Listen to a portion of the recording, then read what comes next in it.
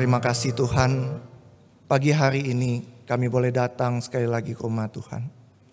Kasih-Mu yang begitu besar itulah yang menganugerahkan hidup yang baru bagi kami.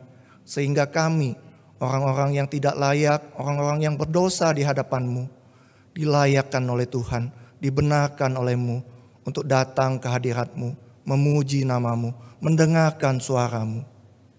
Tuhan, kami sebentar akan mendengarkan firman Tuhan. Tuhan, lembutkanlah hati kami supaya kami boleh mendengar firman Tuhan dan menerimanya. Tuhan, tolong hamba-Mu yang menyampaikan firman Tuhan, biarlah dia boleh menyampaikan firman Tuhan dengan baik, dan kami semua yang mendengarnya boleh mengerti firman Tuhan dengan baik. Terima kasih Tuhan, dalam nama Tuhan Yesus kami berdoa. Amin. Shalom, selamat pagi Bapak Ibu. Shalom ya. Senang bisa bertemu kembali dengan Bapak Ibu semua untuk beribadah bersama-sama di tempat ini. Saya mendorong Bapak Ibu untuk menyapa kanan kiri Bapak Ibu, katakan Tuhan mengasihimu ya. Silakan Bapak Ibu, katakan kepada samping kanan, samping kiri, Tuhan mengasihimu ya. Tuhan mengasihimu. Ya. Ya. Oke. Nah, tema firman Tuhan hari ini adalah iman, pengharapan, dan kasih. Ya. Firman Tuhan diambil dari 1 Korintus pasal 13 ayat 1 sampai 3. Ya. Bapak Ibu bisa membacanya, saya akan membacakan bagi Bapak Ibu semua. Beginilah firman Tuhan, sekalipun aku dapat berkata-kata dengan semua bahasa manusia dan bahasa malaikat, tetapi jika aku tidak mempunyai kasih, aku sama dengan gong yang berkumandang dan canang yang gemerincing. Sekalipun aku mempunyai karunia untuk bernubuat dan aku mengetahui segala rahasia dan memiliki seluruh pengetahuan, dan sekalipun aku memiliki iman yang sempurna untuk memindahkan gunung, tetapi jika aku tidak mempunyai kasih, aku sama sekali tidak berguna. Dan sekalipun aku membagi-bagikan segala sesuatu yang ada padaku, bahkan menyerahkan tubuhku untuk dibakar, tetapi jika aku tidak mempunyai kasih, sedikit pun tidak ada faedahnya bagiku. Kasih tidak berkesudahan, nubuat akan berakhir, bahasa roh akan berhenti, pengetahuan akan lenyap.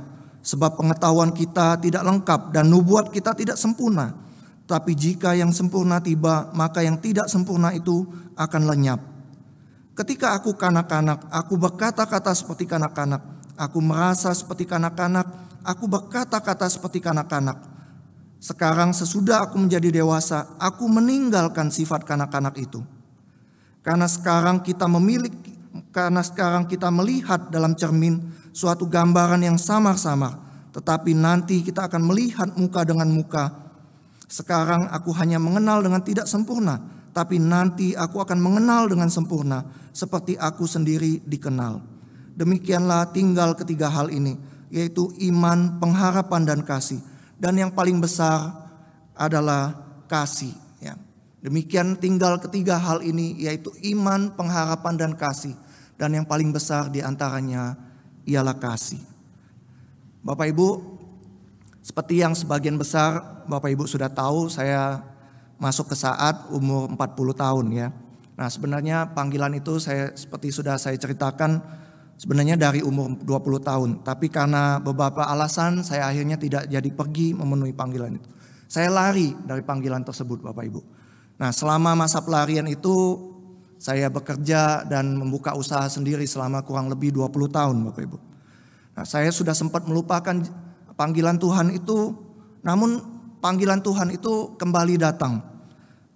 Saya mengikuti proses pendaftaran, tes, wawancara, kemudian diterima di saat Bapak Ibu. Nah setelah saya diterima di saat, saya kemudian berpamitan gitu ya. Saya bertemu dengan customer saya, pelanggan saya menemui teman-teman saya. Tujuannya untuk berpamitan gitu. Nah Bapak Ibu, dari semua customer saya, semua pelanggan saya, dari semua teman saya itu, ada satu teman saya yang meninggalkan kesan begitu dalam bagi saya ya. Ketika saya datang kepada dia untuk berpamitan. Dia mengatakan sesuatu yang sampai saat ini saya selalu ingat akan perkataan dia itu. Memang waktu saya berpamitan itu saya bilang saya mau ke saat, saya menjelaskan kepada setiap orang yang saya temui itu, oh saya mau sekolah untuk disiapkan jadi hamba Tuhan gitu ya. Saya ngomong saya mau jadi hamba Tuhan. Ada macam-macam respon orang ketika mendengar perkataan saya tersebut ya. Jadi ada yang mengapresiasi, memuji gitu. Tapi ada juga yang mencemooh dan menyayangkan. Nah Bapak Ibu, teman saya yang saya ceritakan tadi itu. Ketika saya pamit dengan dia menarik saya ke pinggir lalu dia berkata kepada saya. Perkataannya ini terus saya ingat gitu ya. Dia bilang gini Bapak Ibu. Dia bilang, saya turut senang kamu pergi sekolah untuk jadi pendeta gitu ya. Saya bangga punya teman seperti itu, dia bilang gitu. Tapi ingat ya Cung, dia panggil saya Acung gitu ya. Tapi ingat ya Cung, dia bilang. Kalau mau jadi pendeta, jadilah pendeta yang benar. Jangan asal-asalan, jangan malu-maluin Tuhan. Dia berkata ini Bapak Ibu. Dia berkata, yang benar itu seharusnya Cu Yesu, bukan Cuo Yesu. Ya, saya ulangi ya Bapak Ibu.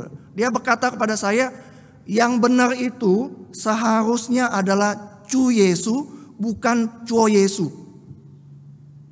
Awalnya waktu saya dengar gitu, saya nggak mengerti maksud dia. Tapi kemudian saya baru nangkep apa yang dia katakan itu, gitu ya.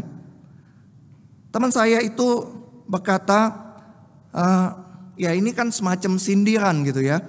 Ketika saya memenuhi panggilan Tuhan, itu seharusnya saya melakukan itu untuk Cu Yesu, untuk Tuhan Yesus, untuk meninggikan nama Tuhan Yesus. Teman saya mengingatkan, dia bilang ya, jangan sampai ketika saya menerima panggilan itu, saya bukannya meninggikan Cu Yesu, tapi malah Cuo Yesu. Pekerjaan saya itu jual nama Yesus, gitu ya. Pekerjaan saya itu menjual nama Yesus. Dapat uangnya itu dari menjual nama Yesus. Bapak Ibu, mengapa teman saya itu bisa punya pikiran seperti itu, bisa berkata seperti itu?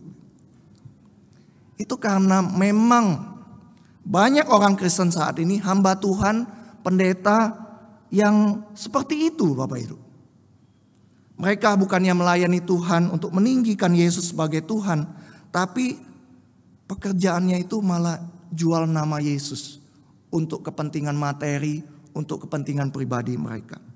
Mereka dapat banyak uang dengan menjual nama Yesus. Walaupun mungkin banyak dari antara mereka yang menyangkali hal ini, tapi secara tidak sadar sesungguhnya mereka sedang menjual nama Yesus itu untuk kepentingan pribadi mereka.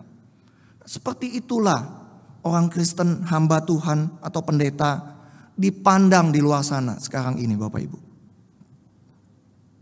Seorang kenalan saya yang lain berkata begini. Dia bilang kalau sekarang mendengar khotbah-khotbah Kristen di gereja saat ini katanya. Yang dikhotbahkan itu kebanyakan berkat, tahun penuaian, kesuksesan, doa pembuka pintu berkat gitu dia bilang ya. Semuanya itu dalam artian berkat-berkat materi. Seperti itu yang terjadi saat ini Bapak Ibu ya. Sekarang ini kalau ditanya ke orang di luar sana, apa pendapatmu tentang orang Kristen? Mereka selalu berkata bahwa yang mereka ingat itu adalah skandal-skandal orang Kristen ya. Seperti yang kemarin sebelumnya saya sempat ngomong tuh ya, kayak kasus-kasus yang melibatkan orang-orang Kristen Bapak Ibu.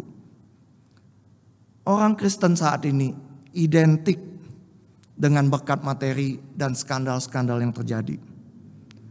Dan saya katakan tidak heran Bapak Ibu kalau orang di luar sana tidak mau jadi orang Kristen. Mereka berkata orang Kristen itu munafik. Mulutnya rohani tapi hidupnya roh halus katanya gitu ya. Yang dicari katanya berkat Tuhan. Tapi yang mereka maksud yang ada di benak mereka adalah kekayaan materi Bapak Ibu. Saya ingat puluhan tahun yang lalu ketika saya pertama kali percaya Tuhan Yesus ya. Pandangan orang di luar sana tentang orang Kristen itu sangat berbeda. Dulu ya Bapak Ibu, ketika saya pertama kali percaya Tuhan Yesus, kalau ada orang Kristen yang berbuat gak benar, selalu orang bilang, loh kamu kan orang Kristen, kenapa kamu sampai bisa berbuat begitu? Bapak Ibu tahu gak maksudnya kenapa orang bilang, loh kamu kan orang Kristen, kenapa kamu berbuat gitu? Itu artinya orang Kristen itu sebenarnya punya standar moral yang lebih tinggi Bapak Ibu dibandingin orang lain. Ya, saya ingat dulu juga ketika orang di luar sana berbicara tentang orang Kristen, yang pertama kali mereka ingat itu adalah ajaran kasihnya. Orang Kristen itu adalah orang yang penuh kasih. Ajaran orang Kristen itu adalah ajaran kasih. Tuhannya orang Kristen itu adalah Tuhan yang mengajarkan kasih. Kasihnya itu mendorong kita seharusnya mengasihi sesama juga. Tapi semuanya itu sekarang berbeda Bapak Ibu. Kita harus akui, dan itulah yang terjadi saat ini. Begitulah orang di luar sana memandang orang Kristen Bapak Ibu. Bapak Ibu, ketika saya mempersiapkan firman Tuhan ini, saya jadi ingat ya gitu. Itulah juga yang terjadi di jemaat Korintus Bapak Ibu. Ketika Paulus mengirimkan surat ini kepada mereka. Cuma bedanya Bapak Ibu, waktu itu jemaat di Korintus lebih mementingkan karunia-karunia roh. Ya, karunia-karunia yang diberikan oleh Roh Kudus. Karunia-karunia rohani. Kalau orang luar melihat jemaat Korintus, mereka lihat, wah ini kok orang Korintus ini, jemaat orang Korintus ini saling bertengkar gitu ya. Mereka bertengkar siapa yang lebih hebat. Oh aku bisa bahasa roh, aku bisa bernubuat. Oh pengetahuan aku paling hebat di antara yang lain. Orang luar melihat seperti itu. Tapi orang-orang jemaatnya sendiri berlomba-lomba menampilkan karunia rohani yang mereka miliki. Bapak Ibu tahu apa yang dikatakan Paulus tentang jemaat Korintus yang mementingkan karunia-karunia tersebut. Di ayat 11 dia berkata, Paulus menggambarkan orang-orang yang seperti itu seperti seorang anak-anak. Ya, dia berkata bahwa orang-orang seperti itu seperti kanak-kanak, berkata-kata seperti kanak-kanak, merasa seperti kanak-kanak, berpikir seperti kanak-kanak. Kalau kita aplikasikan ya ke saat ini Bapak Ibu, saya merefleksikan firman Tuhan ini kepada kondisi kita saat ini. Kalau begitu kita bisa mengatakan begini Bapak Ibu, orang-orang Kristen yang mementingkan berkat-berkat materi, ya tadi jemaat Korintus itu mementingkan karunia-karunia rohani, sehingga Paulus mengatakan mereka itu seperti anak-anak, dia bilang gitu. Ya, nah sekarang ini Bapak Ibu, firman Tuhan katakan orang Kristen yang mementingkan berkat-berkat materi, sadar maupun tidak sadar, kita bisa samakan mereka seperti seorang kanak-kanak juga. Paulus menyamakan orang-orang Kristen yang seperti itu seperti bayi-bayi rohani atau orang-orang yang kerohaniannya seperti anak-anak. Bapak Ibu, sewaktu saya di saat kami juga belajar mengenai sejarah gereja ya. Waktu di kelas ini, nah kami belajar mengenai model-model atau aliran gereja ya. Perkembangan gereja dan kapan model gereja itu mulai ada terbentuk. Nah Bapak Ibu bisa dibilang saat ini khususnya di Indonesia ya. Ada dua model gereja yang paling banyak atau dua aliran gereja yang paling banyak. Yang pertama itu Pantekosta dan Karismatik. Dan yang kedua adalah model gereja Injili atau Reform. Nah kalau Bapak Ibu mengikutinya ya di internet, di media sosial gitu ya. Wah, waktu saya mengikutinya, saya mengikuti banyak sekali perdebatan yang tidak ada habisnya. Ya, saya yang membacanya sampai gerah dan tidak enak hati Bapak Ibu ya. Nah perdebatan itu sudah menjurus kepada kata-kata kasar Bapak Ibu, ejekan. Lu bego ya gitu ya, lu bodoh ya, situ ngerti gak ya gitu, situ waras gitu ya. Jadi perdebatan itu sampai sudah mengucapkan kata-kata yang kasar Bapak Ibu. Jemaat gereja Pantekosta Karismatik biasanya bangga sekali kalau mereka bisa bahasa roh, bisa nubuat gitu ya. Kalau nubuat mereka terjadi, wah mereka bangga sekali gitu. Tapi mereka paling sering menghakimi gereja sebelahnya ini, ya, gereja Injil dan Reform itu sebagai gereja yang tidak punya Roh Kudus, Bapak Ibu, ya. Saya baca gitu perdebatannya selalu seperti itu. Sebaliknya Bapak Ibu, orang-orang Injili dan Reform bangga sekali dengan pengetahuan Alkitabnya, bangga sekali dengan doktrin-doktrinnya, ya. Jadi mereka tuh yang Injili dan Reform biasanya sering menghakimi gereja sebelah itu. Gereja itu sesat, ya. Gereja itu ajarannya nggak benar. Nah itu juga yang terjadi saat ini Bapak Ibu, ya. Saya berpikir, oh mirip sekali ya dengan gereja jemaat Korintus gitu ya. Nah Bapak Ibu, apa yang firman Tuhan katakan tentang hal ini ya? Kita belajar dari bagian firman Tuhan. Nah Bapak Ibu, Paulus dalam bagian yang kita baca ini sedang membandingkan ya. Dia membandingkan nubuat, bahasa roh, pengetahuan dengan iman, pengharapan dan kasih Bapak Ibu ya. Nah jadi dia bandingin 3 yang ini sama 3 yang ini Bapak Ibu. Nah mengapa Paulus melakukan hal itu? Mengapa dia bandingin gitu? Paulus sebenarnya hendak mengatakan 3 yang pertama ini, nubuat, bahasa roh dan pengetahuan itu merujuk kepada karunia-karunia rohani yang tidak begitu penting ya. Bapak Ibu perhatikan ya. Dia berkata bahwa 3 yang pertama ini tuh sebenarnya tidak begitu penting. Maksudnya apa? Boleh ada, boleh nggak ada Bapak Ibu. Tapi 3 yang kedua ini, iman, pengharapan dan kasih, itu hal yang paling penting dalam kekristenan. Kita bisa membayangkan agama Kristen tanpa nubuat, tanpa bahasa roh, tanpa pengetahuan. Tapi kita tidak bisa membayangkan agama Kristen itu tanpa iman, pengharapan, dan kasih. Itu yang dikatakan oleh firman Tuhan bagian. Itu yang dimaksud Paulus ketika dia membandingkan 3 hal ini Bapak Ibu. Kalau kita melihat apa yang dikatakan firman Tuhan ini, apa yang kita baca ini Bapak Ibu, ya. Saya kaget waktu Tuhan memberikan pengertian ini, ya. Kalau kita melihat apa yang dikatakan firman Tuhan ini, maka kita juga bisa menyimpulkan begini Bapak Ibu. Orang Kristen yang berdebat tanpa ujung, yang memperdebatkan tentang masalah nubuat, bahasa roh dan pengetahuan adalah sama seperti yang pertama tadi Bapak Ibu. Orang-orang yang seperti anak-anak yang belum dewasa rohaninya Bapak Ibu. Bukan saya yang ngomong ini ya Bapak Ibu, tapi firman Tuhan yang katakan orang-orang yang seperti ini yang berdebat tanpa ujungnya gini adalah orang-orang yang belum dewasa secara rohani. Orang Kristen yang sudah dewasa seharusnya meninggalkan sifat kanak-kanak itu, meninggalkan perdebatan yang tidak ada ujungnya. Paulus berkata dalam ayat 1-3, sekalipun aku dapat berkata-kata dengan semua bahasa manusia, bahkan bisa bahasa malaikat, yang dikatakan Paulus itu lebih tinggi dari bahasa roh.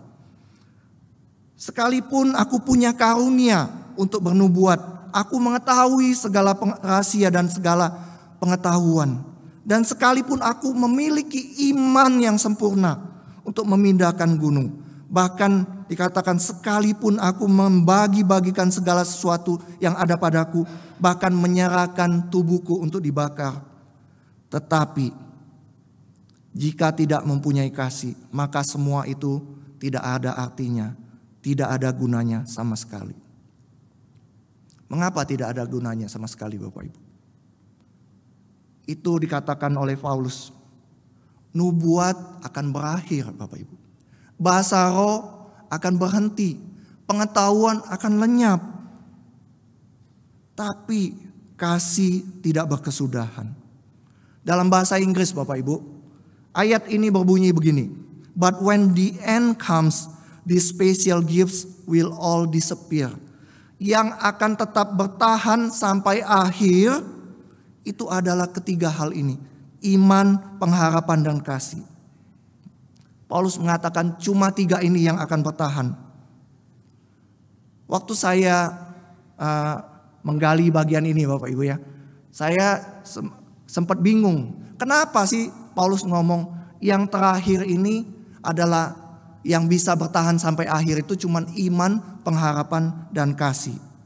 Nah, saya coba jelaskan Bapak Ibu ya. Nah, Bapak Ibu, saya saat ini kan sudah melayani di GKA Immanuel selama 1 tahun lebih gitu. Dari semua pelayanan yang saya lakukan di sini, yang paling banyak itu adalah pelayanan kedukaan Bapak Ibu ya. Ya Chan Semu dan Ibu Siusin sudah ngomong gitu ya.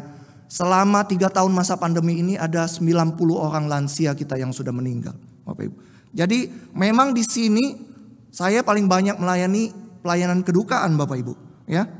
Nah, Bapak Ibu, dari pelayanan kedukaan itu saya belajar banyak tentang kehidupan. Waktu di rumah duka tuh saya sering mendengar ya kata sambutan atau ucapan terima kasih dari keluarga yang berduka. Bapak Ibu tahu nggak? Dari semua pelayanan kedukaan yang saya layani tersebut, saya tidak pernah, ya saya ulangi ya, saya tidak pernah mendengar anggota keluarga yang ngomong gini, oh dulu papanya misalnya, dulu papa saya itu loh bisa bahasa roh loh, bisa bernubuat, pengetahuan doktrinnya hebat. Nggak ada Bapak Ibu. Nggak ada satupun yang ngomong begitu di rumah duka. Tapi yang diingat oleh orang di rumah duka itu apa Bapak Ibu? Yang selalu ngomongin oleh keluarga yang berduka itu adalah tentang iman orang yang meninggal tersebut. Pengharapan dia. Dan terutama Bapak Ibu, kasih orang yang meninggal tersebut. Selalu keluarga yang berduka itu ketika mengingat kasih orang yang meninggal tersebut, selalu mencucurkan air mata. Yang tidak diingat orang itu, semuanya itu tidak diingat ya. Nubuat, bahasa roh, pengetahuan kita, tidak ada satupun yang orang yang akan ingat Bapak Ibu. Yang diingat orang adalah iman kita, pengharapan kita, dan kasih kita. Itu yang dimaksud oleh Paulus ketika dia berkata, karunia-karunia roh ini akan lenyap Bapak Ibu. Yang akan tetap bertahan sampai akhir itu iman, pengharapan, dan kasih kita. Yang terakhir Bapak Ibu, ya, Paulus ngomong ini, dari ketiga hal tersebut yang paling besar adalah kasih. Nah Bapak Ibu, pernahkah Bapak Ibu berpikir mengapa firman Tuhan katakan yang terbesar dari 3 hal itu adalah kasih Bapak Ibu? Ya. Kenapa Paulus ngomong dari iman, pengharapan, dan kasih, yang terbesar itu kasih Bapak Ibu. Nah, saya mengerti hal ini juga karena pelayanan kedukaan Bapak Ibu. Ya, makanya harus sering-sering ke rumah duka Bapak Ibu. Ya, banyak belajar dari rumah duka. Ya, firman Tuhan juga katakan gitu. Nah, Bapak Ibu, saya belajar ini juga karena saya melayani di rumah duka. Bapak Ibu, di rumah duka saya melihat akhir hidup setiap manusia. Di rumah duka saya melihat kehidupan atau kesedihan anggota keluarga yang ditinggal.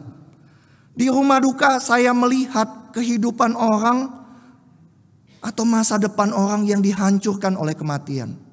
Berapa banyak keluarga yang ditinggal yang sebenarnya mungkin belum begitu siap ketika ditinggal oleh yang bersangkutan Bapak Ibu. Tidak ada satupun orang yang luput dari kematian Bapak Ibu. Nah, firman Tuhan katakan ini Bapak Ibu, ya. Ada 3 hal yang tak akan kenyang, ada 4 hal yang tidak pernah berkata cukup. Salah satunya adalah dunia orang mati Bapak Ibu. Yesaya 5 ayat 14 berkata gini, sebab itu dunia orang mati akan membuka kerongkongannya lapang-lapang dan akan mengangakan mulutnya lebar-lebar dengan tiada terhingga. Sehingga lenyap ke dalamnya segala kesemarakan dan keramaian Yerusalem, segala kegaduhan dan orang-orang yang bersuka cita di kota itu. Bapak Ibu, maut atau kematian itu, dunia orang mati itu kuasanya sangat besar. Sangat besar, menyedot setiap jiwa manusia yang ada di dunia ini. Bapak Ibu, kalau kita melihat 2 ayat ini saja, maka hidup kita adalah hidup yang paling malang, bukan? Gitu ya. Tidak ada seorang pun yang bisa luput dari kematian. Nah, tadi kata firman Tuhan ini katakan Dunia orang mati itu kerongkongan yang dibuka lapang. Mulutnya dingangakan begitu itu. Sehingga semua manusia disedot ke dalamnya tanpa terkecuali. Tapi Bapak Ibu tahu nggak ada satu ayat yang berkata begini Bapak Ibu. Ya. Kidung Agung 8 ayat 6-7 berkata begini. Taruhlah aku seperti meterai pada hatimu, seperti meterai pada lenganmu. Karena cinta atau kasih itu kuat seperti maut. Kegairahan gigi seperti dunia orang mati. Nyalanya adalah seperti nyala api. Seperti nyala api Tuhan Bapak Ibu. Maut dan dunia orang mati memang kuat Bapak Ibu. Tidak ada satupun yang bisa luput dari kematian. Tapi kekuatan kasih itu sama kuatnya dengan maut. Kegairahan, kekuatan cinta itu, kekuatan kasih itu sama giginya seperti dunia orang mati yang menelan semua manusia Bapak Ibu. Apa itu kasih yang dimaksud di sini Bapak Ibu? Yang dimaksud tuh kasih itu adalah ini Bapak Ibu. Yang tadi ayatnya kita baca. Karena begitu besar kasih Allah akan dunia ini. Sehingga ia telah mengaruniakan anaknya yang tunggal. Supaya setiap orang yang percaya kepadanya tidak binasa. Melainkan beroleh hidup yang kekal. Kasih Allah yang begitu kuat itu, begitu besar itu sama kuatnya dengan maut dan dunia orang mati Bapak Ibu. Bahkan kasih itu lebih kuat dan mengalahkan maut Bapak Ibu. Bukankah firman Tuhan dalam Roma 3 ayat 23 berkata, upah dosa ialah maut Bapak Ibu. Setiap kita adalah manusia berdosa dan kita semua itu seharusnya mendapatkan maut, mendapatkan kematian. Akan tetapi Bapak Ibu, Yesus mati di atas kayu salib menanggung semua dosa kita. Yesaya 53 ayat 4-5 berkata, sesungguhnya penyakit kitalah yang ditanggungnya, kesengsaraan kitalah yang dipikulnya. Padahal kita mengira dia kena tulah, dipukul dan ditindas Allah. Dia tertikam oleh karena pemberontakan kita. Dia diremukkan oleh karena kejahatan kita. Ganjaran yang mendatangkan keselamatan bagi kita ditimpakan kepadanya. Dan oleh bilur-bilurnya kita menjadi sembuh. Mengapa firman Tuhan katakan yang terbesar adalah kasih Bapak Ibu? Itu karena kasihlah yang menyelesaikan masalah terbesar manusia. Dosa dan maut atau kematian yang adalah upah dosa. Firman Tuhan katakan yang terbesar adalah kasih. Karena kasihlah yang menyelesaikan masalah terbesar manusia. Yaitu dosa dan maut atau kematian Bapak Ibu. Karena kasih itu juga kita dimampukan untuk mengasihi orang lain. Karena kasih itulah yang seharusnya membuat kita di luar sana dikenal sebagai orang yang penuh kasih. Karena kasih itulah seharusnya kita dikenal sebagai orang-orang Kristen yang baik, yang penuh kasih, yang Tuhannya mengajarkan ajaran kasih Bapak Ibu. Bapak Ibu, saya pernah membaca sebuah kalimat yang berkata begini. Seseorang bisa memberi atau melakukan sesuatu tanpa kasih. Ya. Saya ulangi ya. Seseorang itu bisa memberi atau melakukan sesuatu tanpa kasih. Namun seseorang itu tidak mungkin mengasihi tanpa memberi atau melakukan sesuatu Bapak Ibu. Ya. Orang yang mengasihi itu nggak mungkin nggak memberi atau melakukan sesuatu. Orang yang merasakan kasih Tuhan itu seharusnya bisa mengasihi orang lain. Orang yang sudah merasakan kasih Tuhan dalam hidupnya seharusnya secara otomatis memberi, melakukan sesuatu buat Tuhan, buat orang lain. Karena seseorang itu tidak bisa mengasihi tanpa memberi atau melakukan sesuatu. Bapak Ibu, di luar sana masih banyak orang yang membutuhkan kasih Tuhan. Di luar sana masih banyak orang yang belum mengenal Tuhan. Di luar sana masih banyak orang yang membutuhkan kasih Tuhan. Di luar sana masih banyak orang yang kesepian dan tidak punya harapan. Di luar sana Bapak Ibu, masih banyak orang miskin yang membutuhkan pertolongan. Saya katakan orang yang sudah merasakan kasih Tuhan seharusnya tanpa disuruh melakukan sesuatu untuk orang-orang di luar sana. Mengasihi orang-orang di luar sana. Orang yang sudah merasakan kasih Tuhan seharusnya juga bisa mengasihi orang-orang yang di luar di sana tanpa disuruh, Bapak Ibu. Bapak Ibu, hamba Tuhan dan majelis juga sudah menyelesaikan penyusunan program dan anggaran untuk gereja kita, Bapak Ibu. Gereja kita tahun ini membutuhkan anggaran yang cukup besar, 900 juta Bapak Ibu, untuk tahun ini. Seorang teman saya pernah berkata, kalau pelayanan di gereja Tionghoa, jangan ngomong soal uang di depan jemaat, katanya gitu ya. Kenapa? Karena hal itu sensitif gitu bagi orang Tionghoa gitu. Saya juga sempat ragu-ragu minggu lalu, tema khotbahnya adalah tentang perpuluhan, Bapak Ibu. Itu karena masalah uang itu adalah masalah yang sensitif bagi jemaat, Bapak Ibu ya. Karena jemaat juga sedang mengalami kesulitan ekonomi gitu. Tapi Bapak Ibu, saya katakan kebutuhan gereja cukup besar tahun ini. Dan sumber dana gereja itu adalah dari persembahan jemaat. Kalau bukan Tuhan, kalau bukan jemaat yang memberikan persembahan, Bapak Ibu, dari mana asal dana yang dibutuhkan oleh gereja, Bapak Ibu? Orang luar mungkin bisa memberikan bantuan keuangan bagi gereja. Tapi Bapak Ibu, mungkin mereka melakukannya tanpa kasih. Tapi seharusnya yang memenuhi semua kebutuhan gereja itu adalah anak-anak Tuhan yang mengasihi gereja. Mengapa saya katakan gitu? Karena seperti kalimat yang tadi katakan, tidak mungkin orang itu mengasihi tanpa memberi atau melakukan sesuatu.